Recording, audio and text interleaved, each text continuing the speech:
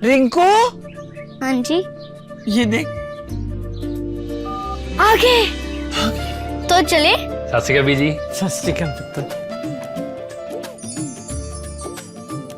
अब साफ दिखाई दे रहा है बीजी। बहुत साफ दिखाई दे रहा है। बीजी इतने टाइम बाद नए चश्मे बनवा ही लिए। किसी अपने ने पैसे भेजे और हर महीने पैसे भेजेंगे। वाह। ਬੋਨਾਂ ਤੇ ਟੂ ਟੂ ਹੋਊਗੀ ਤੁਹਾਡੇ 1 ਤਰੀਕ ਤੋਂ ਬਾਅਦ। ਇਹ ਤੁਹਾਡੇ ਪੈਸੇ ਨੇ, ਇਹਦੇ ਨਾਲ ਕੋਈ ਅਮੀਰ ਨਹੀਂ ਹੋ ਜਾਣਾ ਤੁਸੀਂ। ਮਾਵਾਂ ਭੈਣਾਂ ਨੂੰ ਸਤਿਕਾਰ ਦੇ ਕੇ ਮੈਨੂੰ ਖੁਸ਼ੀ ਮਿਲਦੀ ਹੈ ਇਸ ਗੱਲ ਦੀ। मुख्यमंत्री माँ बेटी सत्कार योजना, आपका अपना भगवंत मान। पश्चिम एशिया के 7 देशों को IRGC की तरफ से चेतावनी। अमेरिकी ठिकानों से दूर रहने की अपील की गई है। अमेरिकी होटल, बैंक, कंपनियों से दूर रहने के लिए कह दिया गया है। ट्रंप परिवार से जुड़ी संपत्तियों से भी दूर रहने की अपील। ये बहुत बड़ी चेतावनी है। अब ना सिर्फ अमेरिकी सैन्य अड्डे निशाने पर है, बल्कि जो भी एसेट्स हैं अमेरिका से जुड़े हुए खाड़ी देशों में, उन सब से दूर रहना होगा, क्योंकि अब उनका नंबर है, ऐसा लग रहा है IRGC की इस वार्निंग में।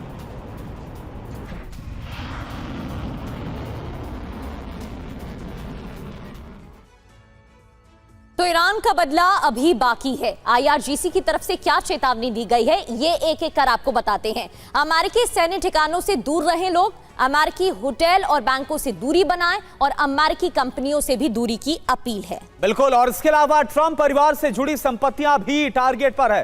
किन देशों को चेतावनी दी गई है? खास तौर पर देखिए, खाड़ी के ये देश है UAE, Bahrain, Kuwait, Qatar, Jordan, Saudi Arabia, Syria.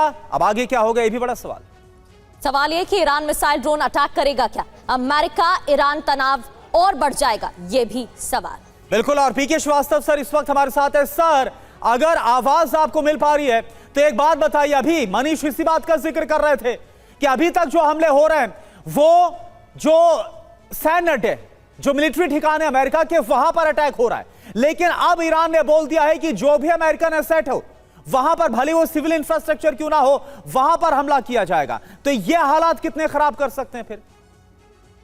करना जिस तरह के हमले और वार प्रतिवार हो रहा है, उसको देखते हुए ये साफ जाहिर है कि एसिमेट्रिक वॉरफेयर, क्योंकि ईरान को पता है कि वो डायरेक्ट एंगेजमेंट US फोर्सेस के साथ नहीं कर सकता है, और उसको अगर चोट पहुंचानी है किसी तरीके से, तो वो चोट आएगी फाइनेंशियल जो डिस्ट्रप्शन होगा पूरे वर्ल्ड में, उससे आएगी। और ट्रंप को अभी सामना करना है इलेक्शंस का नवंबर में, ये हम सब जानते हैं। लेकिन अभी जो मनीष बता रहे थे कि जिस तरह की वहाँ एयर डिफेंस की व्यवस्था थी, उसमें मैं एक बात जोड़ दूं, वो व्यवस्था थी बैलिस्टिक मिसाइल्स के अगेंस्ट, और इस तरह के ड्रोन्स से बचने की वहाँ कोई खास व्यवस्था नहीं है। इसीलिए जितने शायद ड्रोन्स हैं जो अब एडवांस टेक्नोलॉजी में आ गए हैं, वो सारे के सारे पेनिट्रेट करने में बहुत सारे सक्षम हैं। और जहाँ तक सवाल है US बेसिस का, GCC कंट्रीज में जितने, वहाँ बहुत नुकसान हुआ है। और एक अमेज़न सेंटर को भी उन्होंने अटैक किया है, डेटा सेंटर को। उसका रीजन ये था कि वो मिलिट्री को सपोर्ट कर रहे थे, ये उनकी इंटेलिजेंस थी। उन्होंने अपने हमलों में बहरीन में, जॉर्डन में एक CIA के जो सेफ हाउस है उसको भी अटैक कर दिया है। तो अपने आप में ये बात लोगों को समझ में नहीं आ रही कि ये इंटेलिजेंस कहाँ से मिलती है। जो CIA के सेफ हाउसेज होते हैं, उनकी इंटेलिजेंस किसी के पास नहीं होती है। नाटो कंट्रीज के जो अलाइड कंट्रीज हैं, उनके पास भी नहीं होती है। तो इसका मतलब किसी तरीके से इंटेलिजेंस भी पहुंच रही है, और वेपन रिपेयर्स और वेपन प्रोडक्शन की फैसिलिटी भी अभी कायम है।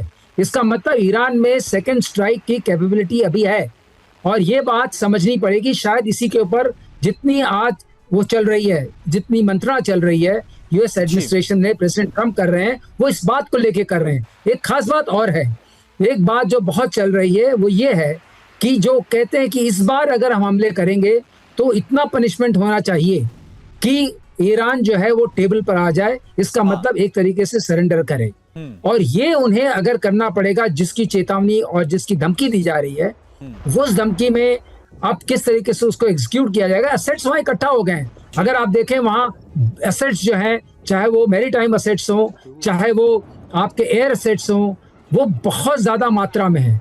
लेकिन ईरान एक ऐसा देश नहीं है जहां पर सिर्फ एयर कैंपेन से आप उसको जीत सकते हैं। सॉफ्टनिंग ऑफ टारगेट्स जो कर रहे हैं सदर्न पार्ट का, आपने बड़ी बात कही है पीके श्रीवास्तव।